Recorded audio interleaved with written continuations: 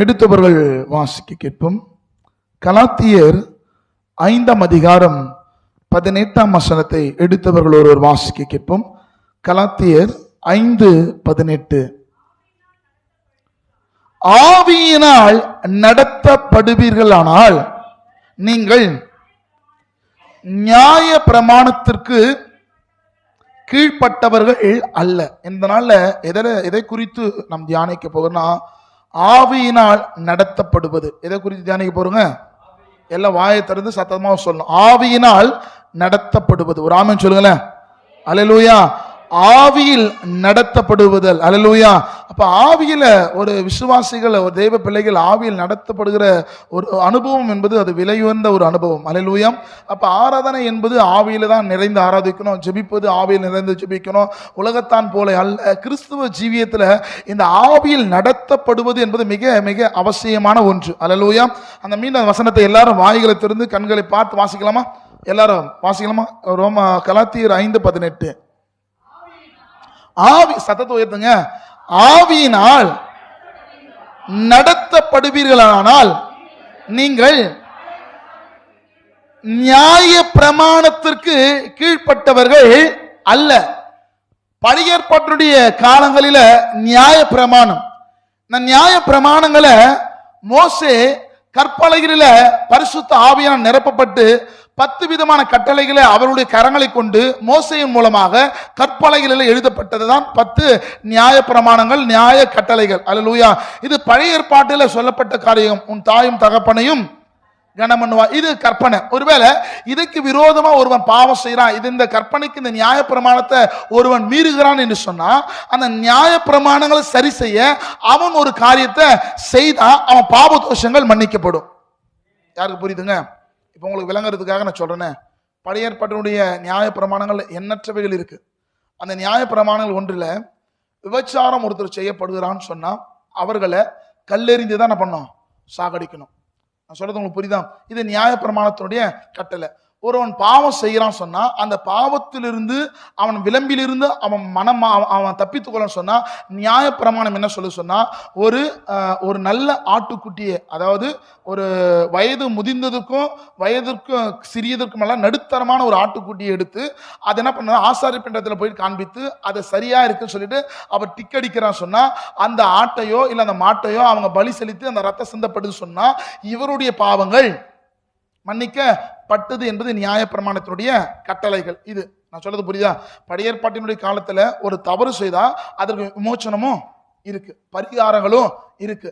நியாய பிரமாணம் இது என்னன்னா, நான் எவ்வளவுதான் பாவம் செய்தாலும் அந்த பாவ தோஷங்கள் என்ன பண்ணிக்கலாம்?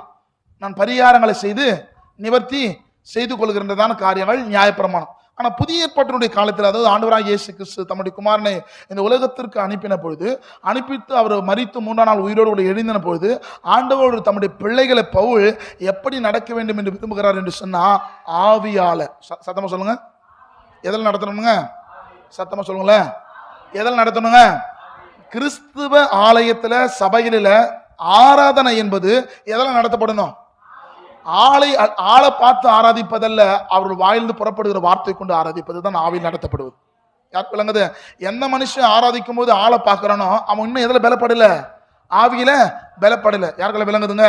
இங்க ஒருவேளை சபையில, நம்ம வானத்தின் மாச சபையில நீங்கள் ஒருவர் ஆராதனை செய்யறனா ஆளையும் தோற்றத்தை பார்த்து ஆராதிப்பது ஆராதனை அல்ல. அவரிலிருந்து புறப்படுகிற வார்த்தை எவன் ஒருவன் பார்த்து ஆவியோடு கூட இணைந்து ஆராதிக்கிறானோ அவன் தான் ஆவியில் நடத்தப்படுகிற பொருள். யாருக்கு விளங்குதுங்க? ஒருவேளை நீங்க மாம்சத்துல நடப்பீர்கள் சொன்னா ஆராதனை பார்க்க மாட்டீங்க, ஆராதனை நடத்துகிற ஆட்களை. யாருக்கு விளங்குதுங்க? சபையில பெருமை இருக்கு, சபையில வைராக்கியம் இருக்கு, சபையில கசப்பு இருக்குன்னு சொன்னா நான் இன்னும் எதுல பலப்படல? ஆவில. அல்லேலூயா. சபையில எனக்கு தான் கிடைக்கணும், இது எனக்குரியது அப்படின்னு ஒருவேளை தன்னை குறித்து பெருமை பாராட்டுகிற காரியம் உங்களுக்குள்ள இருக்கு சொன்னா நீங்க இன்னும் எதுல பழகல? ஆவில. அல்லேலூயா. அப்ப ஆவியில ஒருத்தன் நடக்கிறானா அவனுடைய குணாதிசயங்களை, அவனுடைய நடக்கையில பார்த்து என்ன பண்ணலாம்? இவன் ஆவியில் நடத்தப்படுகிறானா இல்ல மாம்சத்துல நடத்தப்படுகிறான் விஷயத்தை அறிந்து கொள்ளலாம். புரிஞ்சுங்க? அல்லேலூயா. அப்ப கிறிஸ்துவ ஜீவி என்பது எதில் நடத்தப்படணுங்க? அப்ப ஆராதனை எதில் நடத்தப்படணும்? ஜெபம் பண்றாங்க. இப்போ சகோதரி ஜெபம் பண்றாங்க, நீங்க எப்படி ஜெபம் பண்ணணும்? அவங்க சொல்றாங்கல்ல, உன்னுடைய ஜெபம் ஆவியில இணைந்து கர்த்தரோடு கூட ஜெபிக்கிறவளாய் காணப்படணும். அல்லேலூயா. இன்னைக்கு இந்த ஆவியில நடத்தப்படுகிற ஒரு அனுபவம் என்பது விலையேற பெற்றது. ஆவியில் நடத்தப்படுகின்ற ஒரு காரியம் விலையேற பெற்றது. எல்லாம் இப்போ உலகத்தான் இருக்கிற காரியங்கள் அவங்க உலகத்துக்குரியவர்களை சிந்திப்பாங்க, உலகத்துக்குரியது குறித்து யோசிப்பாங்க. ஆனா கிறிஸ்துவ ஜீவியம் என்பது தேவ பிள்ளைகளை பவுல் எதில் நடத்த விரும்புகிறார் சொன்னா, கிறிஸ்துவுக்குள்ள கழுவப்பட்ட பிள்ளைகளை எதில் நடக்கணுமா? சத்தமா சொல்லணுங்க, ஆவியில நடக்கணும். சொல்லுங்க, நான் ஆவியில நடக்கணும். பக்கத்துல கரங்களை கொடுத்து நீங்க ஆவியில நடக்கணும். சீக்கிரம் சொல்லுங்க. நீங்க சொல்றது பார்த்தா பயப்பட போறாங்க, சந்தோஷிச்சு சொல்லுங்க, நீங்க ஆவியில நடக்கணும். அல்லேலூயா, அல்லேலூயா. இந்த ஆவியில நடத்தப்படுவர்கள் எப்படி இருப்பாங்கன்னா, எடுத்து வாசிக்க கேட்கலாம். ரோமர் 6ஆம் அதிகாரம் 14-15 வசனங்களை வாசிக்க கேட்போம். ரோமர் 6ஆம் அதிகாரம் 14-15. நீங்கள் நியாய பிரமாணத்திற்கு கீழ்ப்பட்டிராமல் கிருபைக்கு கீழ்ப்பட்டிருக்கிறபடியால் என்னதுங்க, ஆவியில நடந்தா பாவம் உங்களை மேற்கொள்ளாது. யாருக்குள்ள விளங்குதுங்க? சத்தமா ஒரு ஆமென் சொல்லல. ஒருவன் ஆவியில நடத்தப்படுகிறவனா இருக்கிறான் சொன்னா பாவம் அவனுக்குள்ள எளிதாய் காணப்படாது, எளிதா அவனுக்குள்ள வராது. அல்லேலூயா. அப்ப கிறிஸ்துவுக்குள்ள பிதாவுடைய ஆவி இருந்ததுனால தான் இந்த உலகத்துல அப்புறம் 33 வருஷங்களும் பிதாவுடைய சுத்தத்தை செய்ய மிக அடிப்படையான ஒரு காரியம் சொன்னா அவருக்குள்ள பிதாவுடைய ஆவி எப்பொழுதும் இணைந்து காணப்பட்டது. அல்லேலூயா. அப்ப கிறிஸ்துவுக்குள்ள பிதாவுடைய ஆவி இணைந்ததுனால எப்பொழுதுமே குமாரனா இருக்கிற கிறிஸ்து பிதாவுடைய சுத்தத்தை செய்வதனுடைய நோக்கமா இருந்துச்சு. அல்லேலூயா, அல்லேலூயா. நீங்கள் ஆவியில நடத்தப்பட்டா உலகத்திலுக்குரிய பாவங்கள் உங்களை மேற்கொள்ளாது. ஒரு ஆமென் சொல்லுங்கள. அல்லது உலகத்திற்கு பாவங்கள் உங்களை மேற்கொள்ளாது. வேதம் சொல்லப்படுகிறது, ஒருவன் ஆவியில நடத்தப்படுகிறான் சொன்னா அவனுக்குள்ள எது வராது? பாவம். பாவம் உங்களுக்குள்ள வருதுன்னு சொன்னா, பாவத்தை உங்களால் மேற்கொள்ள முடியும் சொன்னா ஒன்னு புரிஞ்சு கொள்ளுங்க, இன்னும் நான் எதில் பலப்படல. சத்தமா சொல்லுங்க. சரிங்க, நீங்க ஆவியில தான் இருக்கிறீங்களா அப்படின்றத ஒன்று தெரிஞ்சுக்கணும்ல. நீங்க ஆவியில தான் இருக்கிறீன்றது இன்றைக்கு ஒரு விதமான ஒரு எடுத்துக்காட்டை நான் சொல்றேன், அதை கவனிங்க. நம்ம சரீரத்தை 3 வகையாக பிரிக்கிறாங்க. ஒண்ணு ஆவி, ஆத்துமா, சரீரம். இந்த சரீரமும் இந்த ஆத்துமாவும் நீ நினைக்கிறது நீ விரும்புறது எல்லாத்தையும் அடைஞ்சிட்டுனா இந்த சரீரமும் இந்த ஆத்துமா சாட்டிஸ்ஃபைட் ஆகிடும். யாருக்கு விளங்குதுங்க? இப்போ எனக்கு ரொம்ப பசி எடுக்குது, நான் பசி எடுக்குது சொன்னா ஒரு பிரியாணி சாப்பிடணும்னு ஆசைப்படுறேன். அந்த பிரியாணி சாப்பிட்டா என் சரீரம் என்ன ஆகிடும்? என்ன ஆகும்? சந்தோஷம் அடையுமா அடையாதுங்க? அதாவது நான் பிரியாணி சாப்பிட்றேன்னு ஆசைப்படுறேன், பிரியாணி சாப்பிட்ட இடத்துல நான் பிரியாணி சாப்பிட்டேன், இப்போ என் சரீரம் என்னாச்சு? நான் நினைத்ததை அடையுதுன்னு சொன்னா என் சரீரம் சந்தோஷப்படும். அல்லேலூயா. சரி, போன வாரம் எல்லாருக்கும் நம்ம சின்ன பிள்ளைங்களுக்கு கிஃப்ட் கொடுத்தல, கிஃப்ட் கொடுத்த வாங்கின பிள்ளைங்க யாரெல்லாம் சந்தோஷமா இருந்தது? இல்லை பெரியவங்களும் வாங்கிட்டு போனீங்க சிலர், சந்தோஷம். யாரெல்லாம் சந்தோஷமா இருந்துச்சு? அதாவது நீங்க எதிர்பார்க்காத வேலையில ஒரு பொருள் உங்களுக்கு கிடைக்கும் சொன்னா உன் ஆத்துமா என்ன ஆயிடும்? யாருக்கு விளங்குது? புரியுதா? பெற்றுக்கொள்வதனாலும் அடைவதனாலும் ஆத்துமாவும் சரீரமும் பலன் அடையும். ஆனா அந்த ஆவி எப்ப தெரியுமா பலன் அடையும்? ஆவி எப்ப தெரியுமா பலன் அடையும்? வார்த்தை எப்போ உனக்குள்ள வருதோ, வார்த்தை எப்பொழுது உனக்குள்ள பேசுதோ அப்பொழுதுதான் இந்த ஆவி பலப்படும். இப்ப நான் சொல்றேன், ஒருவேளை ஆராதனை நடத்துகிற தேவ பிள்ளைகள் ஒரு பாடலை பாரான்னு வச்சுக்கல, உங்கள் துக்கம் சந்தோஷமாய் மாறும் பாடும்போது ஒருவேளை துக்கத்தோடு கூட வரானா அந்த வார்த்தை அவங்களுக்குள்ள அந்த வார்த்தை ரொம்ப பாதிப்பு ஏற்படுத்து சொன்னா அது ஆவியில அவர்களை பலப்படுத்துவது. யார்களை விளங்குது நான் சொல்றது? ஆவி எதிலையுமே பலப்படாது, ஆண்டுடைய வார்த்தையில மாத்திரம்தான் அது திருப்தி அடையும். சில ஒரு போராட்டத்தோடு கூட சபையில் வந்து உட்கார்ந்து கொண்டு இருப்பீங்க, கர்த்தருடைய வார்த்தை கேட்கும்போது உன்னை அறியாமலே ஆவியில் ஒரு பலன் வரும். யாருக்கெல்லாம் வந்திருக்கு? அப்படி வந்திருக்கின்றவங்க எல்லாம் ஆவியானவருக்குள்ள நீங்க நடத்தப்படுகிறன்னு அர்த்தம். புரிஞ்சுங்க? கர்த்தருடைய வார்த்தை பேசும்போது இது இந்த நேரத்தில் இந்த சூழ்நிலை இருந்த மாதிரி அந்த வார்த்தையில பேசப்படும் போது என் ஆவி எனக்குள் பலன் கொண்டது. யாருக்கு விளங்குதுங்க? யாரும் வந்த வண்ணமா போக மாட்டீங்க. சபைக்கு சில வரல துக்கத்தோடு கூட வருவீங்க, பலவீனத்தோடு கூட வருவீங்க, போராட்டத்தோடு கூட வருவீங்க. ஆனா ஜெபம் முடிஞ்ச உடனே நம்ம அறியாமலே நம்ம ஆவியில ஒரு பெரிய பலன் பார்ப்பீங்க. யாரெல்லாம் அந்த அனுபவத்துக்குள்ள இருக்கீங்க? அல்லேலூயா. அப்படி அந்த அனுபவத்துக்குள்ள இருக்கிறீங்கன்னா ஆண்டவர் உங்களை நடத்துகிறார் என்று அர்த்தம். புரிஞ்சுங்க? ராமன் சொல்லுங்களேன். அல்லேலூயா. அப்ப ஆவியில ஒருத்தன் நடக்கிறான்னா எளிதா அவனுக்குள்ள என்ன இருக்காது? பாவம் அவனை மேற்கொள்ளாது. பாவம் யாரை மேற்கொள்ளாது? ஆவியில ஒருத்தன் நடக்கிறவனோட என்ன ஆகுது? ஏசப்பாவை பாவம் மேற்கொண்டுச்சா? மேற்கொள்ளாதவருடைய நோக்கம் தெரியுமா? பிதாவுடைய ஆவி யாருக்குள்ள இருந்தது? குமாரனா இருக்கிற கிறிஸ்துவுக்குள் இருந்தது. இந்த ஆவி எப்பொழுதும் கரெக்டா இருந்தது, எப்பொழுதுமே இணைந்ததா இருக்குது. இப்ப ஆவி ஏசப்பா ஒரு விஷயத்த செய்கிறார்னா அந்த ஆவி யாரோட கூட இணைஞ்சிருக்கு? எப்பவுமே யாருக்குள்ள விளங்க நான் சொல்றது. அப்போ பிதா இல்லாமல் இயேசு இல்ல, இயேசு இல்லாமல் யாருக்கு புரியுதுங்க? புரிஞ்சு ஒரு ஆமன் சொல்லல. பிதா இல்லாம இயேசு இல்ல, இயேசு இல்லாம அப்ப இந்த ஆவி எப்பொழுதுமே ஒன்றாய் காணப்பட்டது. அப்ப இந்த ஆவி எப்பொழுது பிரியுதுன்னா, எப்போ பாவம் அவர் மேல சுமத்தப்பட்டதோ, எப்போ குற்ற நிவாரண பலி அவருக்குள்ள வந்ததோ, அப்பொழுது பிதாவுடைய ஆவியும் கிறிஸ்துவுடைய ஆவியும் பிரிக்கப்பட்டது. ஏன்னா உனக்குள்ள எனக்குள்ள கிறிஸ்துவா இருக்கிற குமாரனுடைய ஆவி வைப்பதற்காக அவர் பிதாவுடைய அந்த ஆவியை அவர் துண்டித்தார். யாருக்கு விளங்குதுங்க? உன்னுடைய கரத்தை பிடிப்பதற்காக குமாரனா இருக்கிற பிதாவுடைய கரத்தை என்ன பண்ணாரு? இயேசு கைவிட்டார். எதற்காக? உன்னுடைய கரத்தை பிடிப்பதற்காக. யாரெல்லாம் விளங்குதுங்க? அல்லேலூயா. ஒருவன் ஆவியில நடத்தப்பட்டான்னு சொன்னா அவனுக்குள்ள என்ன மேற்கொள்ளாது? சத்தமா சொல்லுங்களேன். பாவம் ஈஸியா அவன் என்ன பண்ணாது? பாவங்கள் வரும், பிரச்சனைகள் வரும், போராட்டங்கள் வரும், உண்மைதான். ஆனா ஆவியில ஒருத்தன் நடத்தப்படுகிறான்னு சொன்னா நிச்சயமா அந்த பாவம் அவனை மேற்கொள்ளாது. இது எதை வச்சு சொல்றோம்? நமக்கு எது யார் அடையாளம்னா, கிறிஸ்துவானவர் இந்த உலகத்துல வாழ்ந்துக்க சக்சஸ் உடைய லைஃப் நான் தெரியுமா? அவருக்குள்ள பிதாவுடைய ஆவி இருந்ததுனாலதான் அவர் பரிசுத்தமா வாழ முடிந்தது. இன்றைக்கு பரிசுத்தமா வாழ முடியலையா? இன்றைக்கு உங்களுக்கு ஒரே ஒரு தேவை, குமாரனா இருக்கிற கிறிஸ்து ஆவி உங்களுக்குள் இருக்குன்னா பாவம் உங்களை ஒரு நாளும் மேற்கொள்ளாது. வாசிக்கலாமா? தொடர்ந்து வாசிங்க. 15 வாசிங்க. இதனால் என்ன? நம் நியாய பிரமாணத்திற்கு கீழ்பட்ட இராமல் பாவம் என்ன அதுக்கப்புறம் என்ன இருக்கு? கூடாதுன்னு பக்கத்துல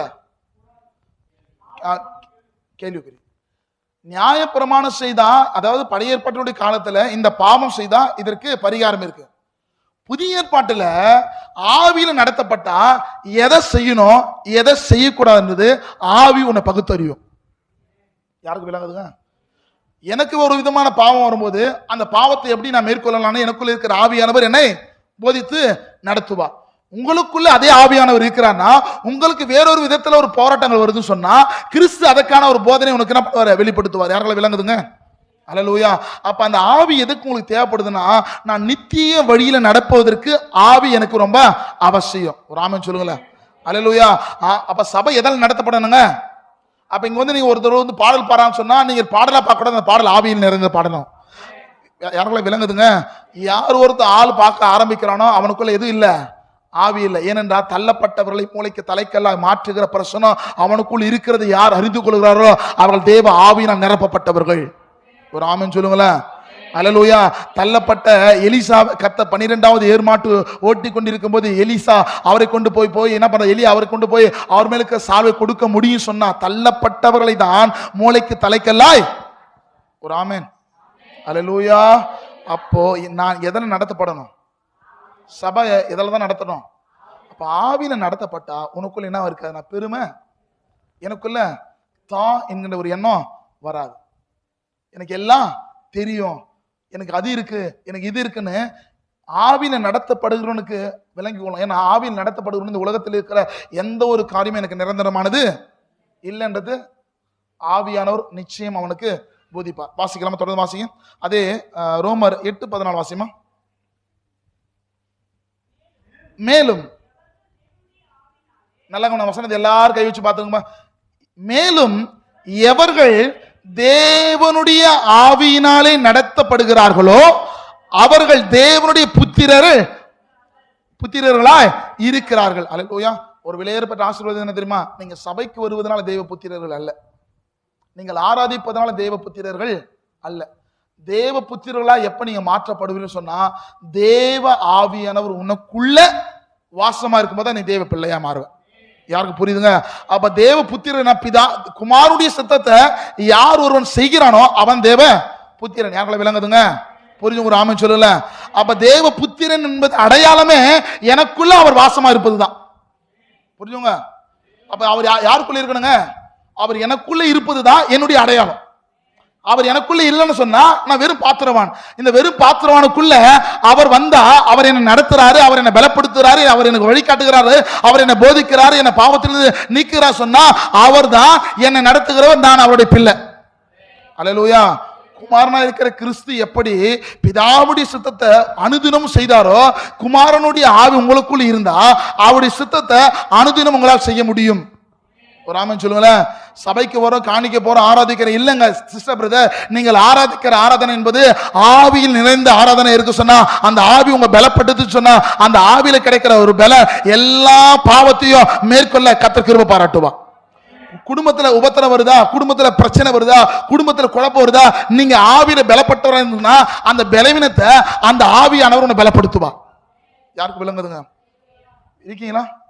குடும்பத்துல சமாதானம் இல்லையா, குடும்பத்துல ஒருவேளை எப்பவுமே கசப்பா போறீங்களா, அதே ஒன்னு அறிந்து கொள்ளுங்க, எப்பொழுது ஆவியில நீங்க நடத்தப்படுகிறீர்களோ அப்பொழுது உங்கள் எல்லா பலவீனங்களையும் அவர் ஏற்றுக்கொண்டு தம்முடைய சமாதானத்தை தம்முடைய பிள்ளைகளுக்கு கொடுப்பா. அல்லேலூயா. அப்ப நீங்க எதெல்லாம் நடத்தப்படணுங்க? ஏன் ஆவியில் நடத்தப்படணும்? நான் ஆவியில நடத்தப்பட்டாதான் நான் ஒரு பிள்ளை. ஆவியில நான் நடத்தப்படலைன்னா நான் ஒரு பிள்ளையே. நீங்க எதெல்லாம் நடத்தப்படுறீங்க? உலகம் சொல்றத, உலகத்தின்படி ஒரு ஒத்த வருஷத்தை தரித்து கொண்டு உலகத்தோடு கூட நீங்க பயணிப்பீர்கள் என்று சொன்னா, நீங்கள் ஆவியில சில உலகத்தான் தீமையான காரியத்தை செய்து ஒரு செல்வந்தனா இருக்கிறான்னு நினைச்சு அவனை பார்த்து என்ன பண்ணாத, பொறாம கொள்ளாது. நன்மை செய்கிறவனுக்கு தீமை செய்தா அவன் வீட்டிலிருந்து தீமை நீங்கவே, இதை விட கேடுகட்ட ஒரு பழக்கம் எதுவுமே இல்லை. யாருக்கெல்லாம் விளங்குதுங்க? நீ நன்மை செய்யறியோ இல்லையோ, ஆனா உனக்கு நன்மை செய்து என்ன பண்ணாத. யாருக்கு விளங்குதுங்க? நன்மை செஞ்சவனுக்கு தீமை செஞ்சா உன் வீட்டுல எது நீங்காது. அப்போ அந்த நன்மை செஞ்சவனுக்கு நன்மை தான் செய்யணும்னா உனக்குள்ள எது இருக்கணும்? தேவ ஆவி இருந்தா நன்மை செஞ்சவனுக்கு என்னதான் பண்ணுவ? நன்மை செய்ய. உனக்கு தீமை செஞ்சவனுக்கு என்னதான் பண்ணுவ? யாருக்கு புரியுதுங்க? அப்ப ஆவியில எவன் ஒருவன் நடத்தப்படுகிறானோ, தீமைக்கு தீமை செய்யாமல் தீமை நன்மையால ஜெயிப்பதுதான் தேவ ஆவி. அப்ப தேவ ஆவியினால் ஒருவன் நடத்தப்படுகிறான் அப்படின்னா நான் யாருங்க? தேவ பிள்ளை. சத்தமா சொல்லணும், நீ யாரு? அப்ப தீமைக்கு தீமை செய்யறா நீ யாரு? சோத்திரம், நான் சொல்ல. அல்லேலூயா. உண்மைதான். இருக்கீங்களா? எப்போ அந்த அந்த பக்குவம் உங்களை நீங்கள் கேள்வி கேட்டு உங்களை நீங்கள் திருத்திக் கொள்கிறீர்களோ அப்பொழுது உங்க வாழ்க்கையே மற்றவங்க பார்க்காதீங்க. வேதம் எனக்கு என்ன கற்றுக் கொடுக்குறது, வசனம் எனக்கு என்ன சொல்லுது, வசனம் எனக்கு எது கற்றுக் கொடுக்கிறது இல்ல பிரதர், அவங்க அப்படி அவங்களெல்லாம் சொல்லாத. வசனம் என்ன சொல்லுது, வசனம் என்ன கற்றுக் கொடுக்கிறது, வசனம் எப்படி செய்ய சொல்லுகிறது, அதை செய்யுங்க. அவர் உங்களை ஆசீர்வதிப்பார். பக்கத்து வீட்டுக்காரனை ஆசீர்வதிப்பது இல்ல, உடன் பிறந்தவர்களை ஆசீர்வதிப்பது அல்ல. அல்லேலூயா. உனக்குள்ள தேவ ஆவியானவர் இருந்தார்னா உங்களுக்கு தீமை செஞ்சவங்களையும் அந்த ஆவி நேசிக்க கற்றுக் கொடுக்கும். புரிஞ்சவங்க ராமன் சொல்ல மாட்டேங்கிறீங்களா? உங்களுக்கு தீமை செஞ்சவங்களையும் கூட அந்த ஆவியானவர் உங்களுக்குள்ள இருந்தா, அந்த ஆவியில் நடத்தப்பட்டா தீமை நினைச்சவங்களுக்கும் நீ நன்மை செய்ய துடிக்கும். அதுதான் ஆவியான ஸ்பெஷாலிட்டி. அல்லேலூயா. எப்படா அவன் விழுவான், எப்படா அவனை போட்டு தாக்கலாம், எப்படா அவனை கவுக்கலான்னு பாக்குற ஆவி ஒரு மனுஷனுக்குள்ள இருந்தா அவனுக்கு குணாதிசயம் தெரிஞ்சு கொள்ளுங்க. அவனுக்குள்ள எதில் நடக்கல, ஆவியில நடக்கல. அவன் எதில் நடக்கிறான்? மாம்சத்துல நடக்கிறான். மாம்சத்துல நடக்கிறவளை கத்த சொல்கிறா, புல்லின் மேல இருக்கிற பனித்துளிக்கு ஒப்பா இருக்க சூரியன் வருதுன்னா அது இருக்கிற இடம் இல்லாமல் போயிடும். அல்லேலூயா. ஒரு காற்று அடிக்கும் சொன்னா அதனுடைய தடயமே அற்று போகும். தேவ பிள்ளைகளே, ஆவியில நடத்தப்படுவது என்பது ஒரு புதிய அனுபவம். சபை எதெல்லாம் நடத்தப்படணுங்க? வாயை திறந்து சொல்லணுங்க. சபையில எதனை நடத்தப்படணுங்க? அப்ப ஆராதனை ஒருத்தர் பாட்டு ஒருத்தர் கை தட்டுறதல்ல ஆராதனை. ஆராதனை ஒருவர் பாடி அனைவரும் பாடுவது ஒருவர் ரசிப்பது. நீங்க எல்லாரும் பாடுறது யார் பார்க்கணும்? அவர் ரசிக்கணும். அப்ப ஆராதனை வரும்போது ஒருவர் பாடும்போது எல்லாருடைய ஆவியும் அவருக்குள்ள இணைஞ்சிருக்கணும். ஒரு ஆமென் சொல்லுங்களேன். அப்ப ஜெபம் என்பது கட்டாயத்துக்காக அல்ல, கடமைக்காக அல்ல. ஆராதனை என்பது ஏதோ ஒருத்தர் பாடுறாரு இல்லைங்க. ஆராதிக்கும் போது கர்த்தரின் ஆராதனை பிரியப்படணும். அல்லேலூயா. அப்ப நீங்க ஏன் ஆவியில நடத்தப்படணும் சொன்னா, நான் அவருடைய பிள்ளையா இருக்கணும்னா நான் எதில் நடத்தப்படணும்? சத்தமா சொல்லணுமா? அல்லேலூயா. அப்ப பிள்ளையா இருந்து எதில் நடத்தப்படணுங்க? ஆவியில நடத்த. எடுத்து வாசிக்க கேட்கும் வாசிங்க. நீதிமொழிகள் 8ஆம் அதிகாரம் 20ஆம் வசனத்தை வாசிங்க. நீதிமொழி 8:20. என்னை சிநேகிக்கிறவர்கள் எதை சுதந்திரிக்கணுங்க? ஆவியில நடத்தப்படுகிறவன் அழிந்து போகிற பொருளை தேட மாட்டான். விளங்குதா?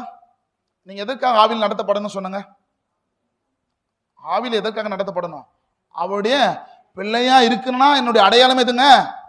பிரதர், நான் இத்தனை வருஷம் விசுவாசி, என் குடும்ப பரம்பரை கிறிஸ்தவன் சொல்றவாள்லாம் தேவனுடைய புத்திரரை என்ன பட முடியாது. புரிஞ்சுங்க, ராமன் சொல்லல. யார் தேவனுடைய புத்திரர் என்றா, யார் தேவ ஆவியினால் நடத்தப்படுகிறார்களோ அவர் தான் தேவ புத்திரர்கள்.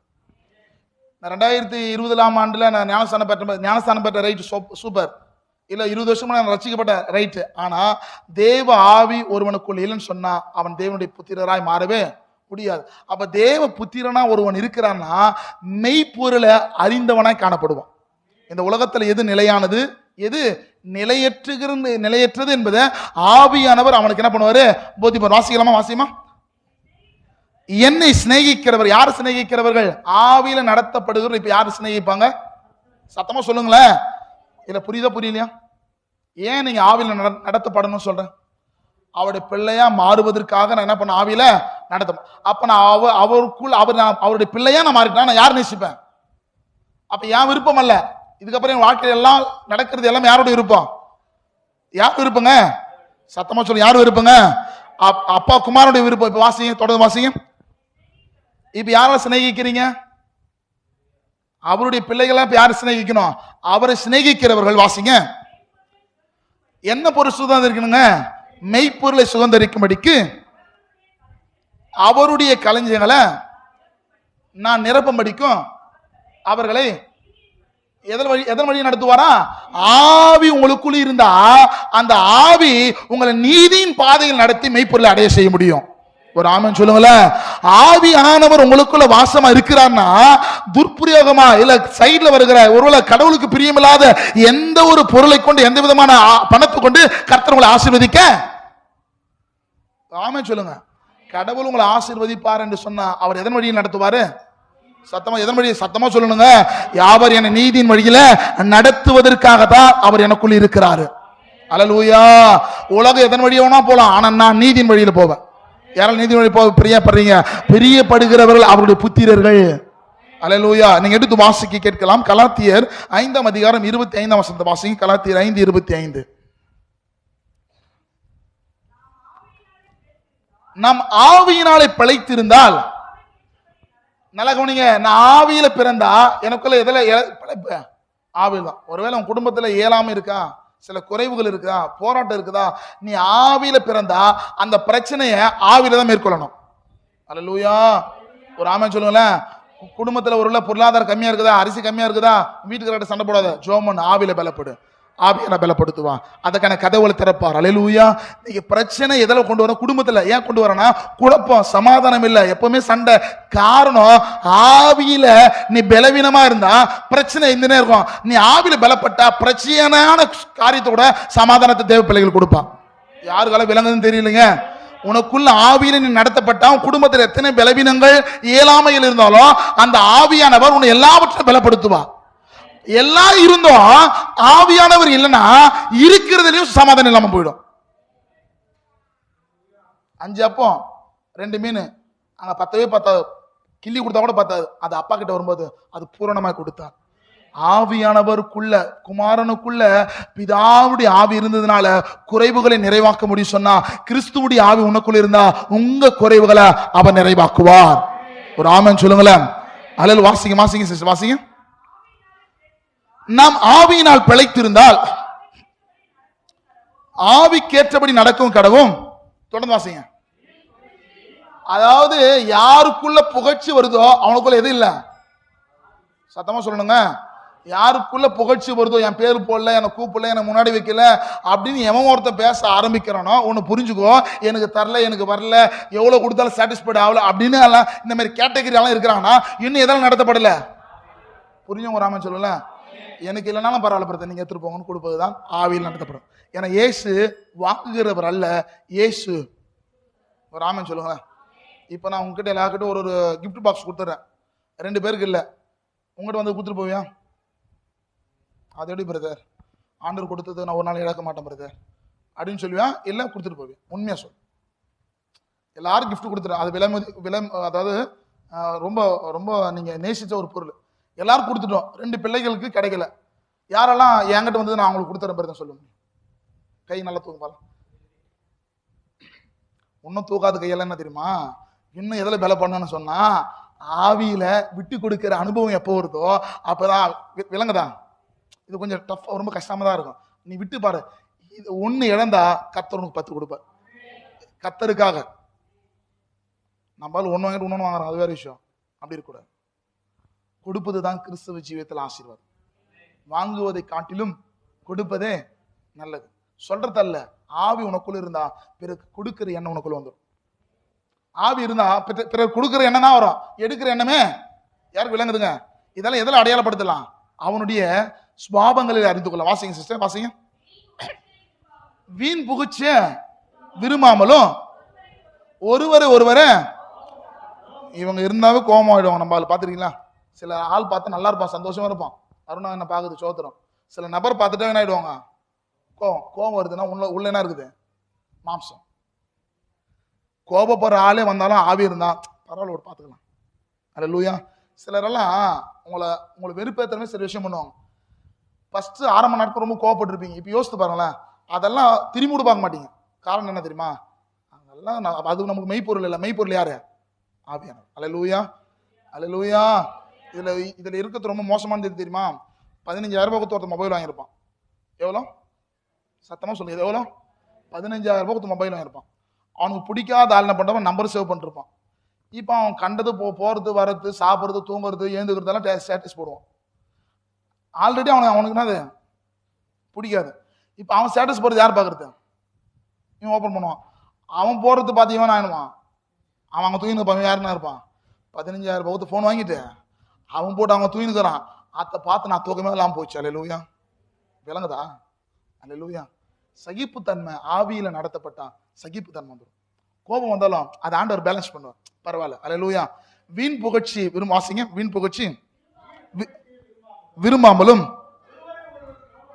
ஒருவர் கோபம் முட்டாமலும். என்ன இருக்கும் சபையில? எதுவும் இருக்காதுங்க. எனக்கு மாத்திரம் வெறி சாப்பாடு போட்டா வெறி எலும்ப போறாங்க அப்படின்னு சொல்லக்கூடாது. அல்லேலூயா. நம்ம என்னைக்குமே நம்ம வேலையை பார்க்க மாட்டோம். நம்ம உண்மையை சொல்லுங்க, அதுல நிறைய கிறிஸ்தவர் பாதிக்கப்பட்டிருப்பார். ஆளை பார்த்து போறாரு. அல்லேலூயா. பாத்துட்டீங்களா? நிறைய பேர் கமெண்ட்ஸ் இருக்குதா? பாஸ்டர் இருக்குதா இல்லையா? இவங்க பதில் சிரிப்புல தெரிஞ்சுங்க. அல்லேலூயா. இருக்கீங்களா? ஆளு பார்த்து போறவங்களுக்கு தான் தெரியும் அதனுடைய வருத்தம். அல்லேலூயா. இருக்கீங்களா? என்னைக்காச்சும் நம்ம வாங்கணுமே, கிருஷ்ணபரையா உங்களுக்கு இருக்குதான்னு கேட்டுக்கிறோம். ஒரே ஒரு நாளோட இனி வர நாட்கள்ல எனக்கு எல்லாம் யார் கொடுத்துடணும்? கிருஷ்ணபரையாக்க உதயமாரி கொடுத்தணும். அல்லேலூயா. சோத்திரம். இங்க போட்டாலே என்ன இதுல இன்னும் பெரிய கொடுமையான கேள்வி. நம்ம என்னைக்குமே நம்ம என்ன பண்ணதில்ல, பார்த்ததே இல்லை. விழுமான்னு நினைப்போம், நம்மளுக்கு விழாது. எதிர்பார்க்கவே மாட்டோம், அவனுக்கு விழும். யாரும் பார்த்துக்கிறீங்க? நிறைய பேர் பாதிக்கப்பட்டுக்கிறீங்கன்னு நினைக்கிறேன். தலாட்டுறது பார்த்தா. அல்லேலூயா. தேவப்பிள்ளையில நம்ம ஒவ்வொரு விஷயத்திலும் கிறிஸ்துவின் அன்பை பிறருக்கு, சின்ன விஷயமா இருந்தாலும், சிறிய சபையா இருந்தாலும், நம்ம கொஞ்சம் ஆட்களா இருந்தாலும், இந்த ஆட்கள் யாரை மகிமைப்படுத்துங்க? ஆவியை நமக்குள்ள இருந்தா நம்ம ஒருவர் என்ன பண்ணுவோமா? விட்டு கொடுப்போம். அல்லேலூயா. விட்டு கொடுக்கலன்னா அங்க என்ன இல்லை? சத்தமா சொல்லுங்க. டக்குன்னு இப்போ சர்ச்சில் உட்காந்துறீங்க, டக்குன்னு போன் வருது, ஏந்து போயிட்டா என்ன? எதில் நடத்தப்படல? ஆவில நடத்தப்பட்டான். பயபக்தி எங்க இருப்பான்? இருக்கீங்களா இல்லையா? தூங்கும்போது சில பேர் சைலண்ட் போட்டு போடுவான். ஏன்னு கேளுங்க, தூக்கத்தில் போன் வச்சுச்சுன்னா அவன் தூங்க போயிடுமா. அந்த ரெஸ்பான்சிபிள், அந்த ஒழுக்கு உனக்குள்ள இருக்கும்போது, சபைக்கு வரும்போது மொபைல் என்ன பண்ணோம்? போனமா போடக்கூடாதாங்க? ஆமா, என்ன சொல்ல மாட்டேங்கிறீங்களா? சபையில மொபைல் அடிக்கணும்னு நினைச்சுங்க, சத்ரு ஊதறான்னு நினைச்சுங்க. அல்லேலூயா. ஒருத்தனும் போன் பண்ண மாட்டான். சனிக்கிழமை இல்லையும் ஞாயிற்றுக்கிழமை சர்ச்சில் உட்காந்து பாரு, அனிதா பண்ணாதாலாம் பண்ணிருக்கும். இதே பிள்ளையில கர்த்தருக்கு என்று விட்டு கொடுக்குற மனப்பான்மை எப்ப நமக்குள்ள வருதான்? ஆவி. அப்ப ஆண்டவருக்கு ரெஸ்பான்ஸ் பண்ணுவாங்க. ஆண்டவர் நேசிக்கிறவங்க வேற எதுக்கு என்ன பண்ண மாட்டாங்க? இடம். அல்லேலூயா. அப்ப எழுந்து போற வரன்னு சொன்னா அது யாருக்கு இடம் கொடுக்கல? ஆவியானவருக்கு. அல்லேலூயா. 1 மணி நேரம் ஆராதிச்சாலும் அந்த ஆராதனை தேவன் விரும்புகிற ஆராதனையா இருக்கணும். அல்லேலூயா. வாசிங்க வாசிடுமா. வீண் புகழ்ச்சியை விரும்பாமலும் ஒருவர் கோபம் முட்டாமலும் பொறாமை கொள்ளாமலும் இருக்க. அப்ப இதெல்லாம் எதுல கற்றுக்கொள்ளலாம்? ஆவியில நடத்தப்படுகிறோம். பொறாமை இருக்காது. ஒரு ஆமென் சொல்லுங்களேன். உனக்கு தீமை செய்யறவனு கூட இந்த ஆவி நன்மைதான். ஒரு ஆமென் சொல்லுங்களேன். அல்லேலூயா. யோசித்து பாருங்க, நீங்க நல்லா யோசித்து பாருங்களேன். உங்க வீட்டுல ஒரு ஃபங்க்ஷன் நடக்குது, பக்கத்து வீட்டில் ஒரு ஃபங்க்ஷன் நடக்குது. அவங்க வீட்டில் ஃபங்க்ஷன் நடக்கும்போது உங்க வீட்டில் சாப்பாடு தரல, உங்க வீட்டில் ஃபங்க்ஷன் சாப்பிட தருவீங்க? உண்மையா சொல்லு, உண்மை அதுதான். இப்போ என் வீட்டில் ஒரு ஃபங்க்ஷன் நடக்குதுங்க, உண்மையா சொல்லுங்க, அவங்க வீட்டில் நடந்துச்சு தரவே இல்லை, நான் தான். இது எதில் நடக்குது? அவங்க கொடுக்குறாங்க கொடுக்கல பிரதர், நான் கொடுக்குறேன், நான் ஆவியில நடத்தப்படுகிறவன். மாறணுங்க, மாறுவீங்கன்னா மாற மாட்டீங்களா? நம்ம ஆளு 2 முருங்காய் கொடுத்துருப்பாங்க, 2 தான் கொடுத்தாங்க, ஏன் 3? 2 கொடு, அவங்க 2 கொடுத்தா நீ 4 கொடு. என்ன சிஸ்டர்? நம்ம கொடுக்கிறவர்கள், வாங்குகிறவர்கள் அல்ல, தேவன் நம்மை கொடுக்கிறவர்கள் ஆசீர்வதிச்சிருக்கிறார். அல்லேலூயா. அவங்க என்ன நேசிக்கிறாங்க நேசிக்கலன்றதில்ல, நான் நேசிக்கிறேன். ஏன்னா எனக்குள் இருக்கிறவர் பிறரை நேசிக்க கற்றுக் கொடுத்து இருக்கிறார். என்னை துன்பப்படுத்துறவர்களுக்காக ஜெபம் பண்ணுங்கள் என்று கற்றுக் கொடுத்து இருக்கிறார். அல்லேலூயா. அப்ப சபை குடும்பம் எதில் நடத்தப்படணுங்க? சும்மா காணிக்கை போட்டா நீ தேவ பிள்ளையா மாற முடியாதுங்க. வசனத்தை கேட்ட தேவ பிள்ளையா மாற முடியாது. வசனத்தின்படி உங்களை அர்ப்பணித்து நடக்கும்போது தான் நீங்கள் தேவனுடைய புத்திரர்கள். சபைக்கு வரும் போறன்றதுல எந்த விதமான மாற்றத்தை பார்க்கலன்னு சொன்னா, முதல்ல நீ கரெக்ஷன் பண்ணு, உன் வாழ்க்கையில குறைவுகளை நிறைவாக்க. அவங்க ஒண்ணு நேசிக்கிறாங்க, நேசிக்கல இல்ல. அல்லேலூயா. அவங்க கொடுக்கலாம், நீ கொடுத்து பாரு, கிறிஸ்துவின் அன்பு பூரணப்படும். வாசிங்க சிஸ்டர், வாசிமா. விட்டது வாசியம்மா, அவ்வளவுதான். வீண் புகழ்ச்சி வாசிங்க, வீண் புகழ்ச்சி 16 வாசிமா, அதுல 5:16 வாசிங்க. பின்னும் நான் சொல்லுகிறது என்னவென்றால், எதன்படி நடக்கணுங்க? அப்ப யார் கொடுத்தாலும் கொடுக்கலாம் நான் கொடுப்பேன், யார் என்னை நேசிக்கிறாலும் நேசிக்கலாம் நான் நேசிப்பேன். ஒரு ஆமை சொல்லல, யார் என்ன பகைச்சாலும் பகைக்கலாம் நான் பகைக்க மாட்டேன். ஒரு ஆமீன் கடன் வாங்க கூடாதுங்க, ஆமீன் வாய் திறந்து சொல்லுங்க. அல்லேலூயா. எதெல்லாம் நடக்கணுங்க? நீங்க ஆவிக்கேற்றபடி, மாம்சத்தின் அல்ல. அதாவது நீ டிசைட் பண்ற விஷயம் மாம்சத்துக்கு, ஆவிக்கு ஒத்துவாகாது. அவன் பண்ணாதான் நான் பண்ணுவேன், அவங்க தான் கொடுப்பேன்றது மாம்சம். அவன் கொடுக்கலாம் நான் கொடுப்பேன் ஆவி. நீ கொடுத்து பாரு, உன் நன்மைக்கு ஏதுவான பலனை கர்த்தர் இருக்க செய்வா. எதை விதைக்கிறாயோ அதையே அவன் தரலாம், நீயும் தராம இருந்தா அவன் விதைச்சுதான் நீ விதைக்கிற. அவன் கெட்டது விதைக்கிறான், நீ கெட்டது விதைக்கிற. அவன் கெட்டது விதைச்சா நீ எதை விதை? சத்தமா சொல்லுங்க. ஆவியில நடத்தப்படுகிறவர்கள் ஆவிக்கேற்ற விதைகளை விதைப்பார்கள். ஒரு ஆமென் சொல்லுங்க. உன் எண்ணங்கள், உன் பார்வை, உன்னுடைய செயல்பாடு எதையுமே மனுஷ பிரியப்படுத்ததா இருக்கக்கூடாது. கர்த்தரை நீ இங்க ஆராதிக்கிற ஜெபம் பண்ணனா, இந்த ஆராதனை தெய்வ மாத்திரம் தான், என்னை அல்ல, என்னை மிகைப்படுத்த அல்ல, என்ன எதில் என்னில் அவர் மகிமைப்படணும். 16 வாசியமா. பின்னும் நான் சொல்லுகிறது என்னவென்றால், ஆவிக்கேற்றபடி நடந்து கொள்ளுங்கள், அப்பொழுது மாம்ச இச்சை நிறைவேற்றாத இருப்பதே ஆவிதான். அவர் ஆமென் சொல்லுங்கள. நீங்க நிறைய பேரு இந்த பாவத்தை மேற்கொள்ள சிஸ்டர் பிரதர், முதல்ல எனக்குள்ள அவர் வாசமா இருந்தா, அவர் வாசமா இருந்துட்டானா பாவம் என்ன மேற்கொண்டுடுவேன். முதலாவதாக தேவனுடைய ராஜ்யத்தையும் அவருடைய நீதியை தேடுங்கள், அப்பொழுது இவைகள் எல்லாம் கூட தேவ பிள்ளைகளை ஆவியை பெற்றுக் கொள்ளுங்க, மற்ற ஆசீர்வாதம் தானே வரும். ஆமென் சொல்லுங்கள. பாவத்தை மேற்கொள்ளணும், பாவத்தை எதிர்க்கணும் சொன்னா உடனே ஒண்ணு அவருடைய ஆவி. எனக்கு கோபம் வருது பிரதர், எனக்கு பொறாம இருக்கு, என்னால நேசிக்க முடியல, ரொம்ப கஷ்டப்பா இருக்கு, ஒண்ணு புரிஞ்சு கொள்ளுங்க, ஆவியில பலப்படு. மீன் 16 வாசனம் எல்லாம் வாசிக்கலாம். 16 வாசிங்க. பின்னும் நான் சொல்கிறது என்னவென்றால், ஆவிக்கேற்றபடி நடந்து கொள்ளுங்கள், அப்பொழுது ஆவியில நடந்தாதான் மாம்சம் அழியும். ஆவியில கேட்கறதுனால மாம்சம் அழியாது, ஆவியின்படி நடந்தாதான் மாம்சம் அழியும். யாருக்கெல்லாம் விளங்குது? காதுள்ளவன் கேட்டதை ஆவியில இருக்கிறவன் நடப்பான். ஒரு ஆமென் சொல்லுங்களேன். இன்னைக்கு நிறைய கிறிஸ்தவன் கேட்கிறாங்க ஆவியில. சபை எதில் நடக்கணும்? சத்தமா சொல்லுங்க. சபை எதில் நடக்கணுங்க? இதுக்கப்புறம் எல்லாரையும் நான் பார்ப்பேன். நீங்க நடக்கிற அனுபவம் ஆவியில யோசிக்கிறீங்களா, மாம்சத்திலே? ஒரு ஆமென் சொல்றீங்களா? அப்ப எப்பொழுதும் உங்கள் நினைவுகள் யாரை சார்ந்ததா இருக்கணும்? கர்த்தரை. அவர் விரும்புவாரா? அவருக்கு விருப்பம் இல்லாத எந்த ஒரு காரியத்தையும் செய்ய எடுத்து வாசிங்க.